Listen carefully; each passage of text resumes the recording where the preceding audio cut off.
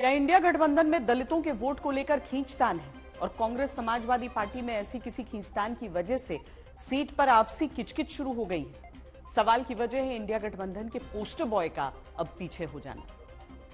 संसद में लोकसभा के भीतर जो सीटिंग अरेंजमेंट रहता है उसमें बदलाव हुआ है। प्रधानमंत्री नरेंद्र मोदी की पहले ब्लॉक की सीट नंबर 1 वैसी ही बरकरार रखी गई है। इसी तरह प्रधानमंत्री नरेंद्र मोदी के सामने 8वें ब्लॉक की पहली लाइन में राहुल गांधी की 498 नंबर की सीट बरकरार है।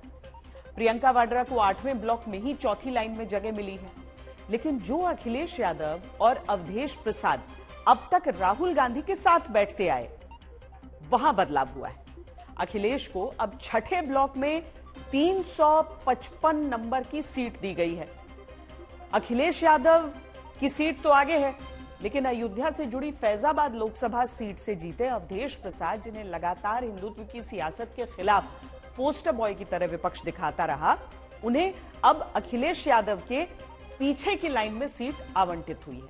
इसी को लेकर दावा है कि समाजवादी पार्टी कांग्रेस से नाराज है, हालांकि अखिलेश इससे इनकार करते हैं।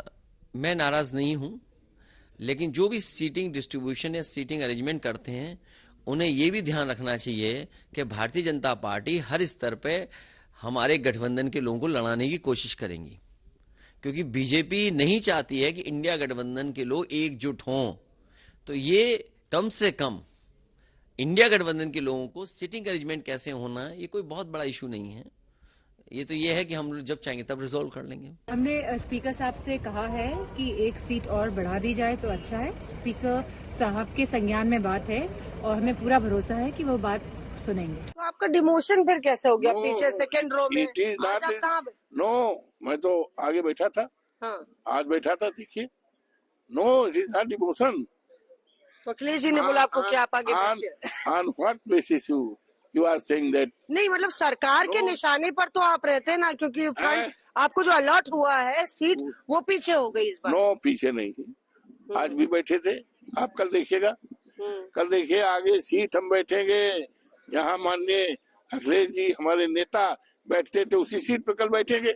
अखिलेश जी ने भी आपको ये बात कही कि आप जब हाँ, ये कहा है।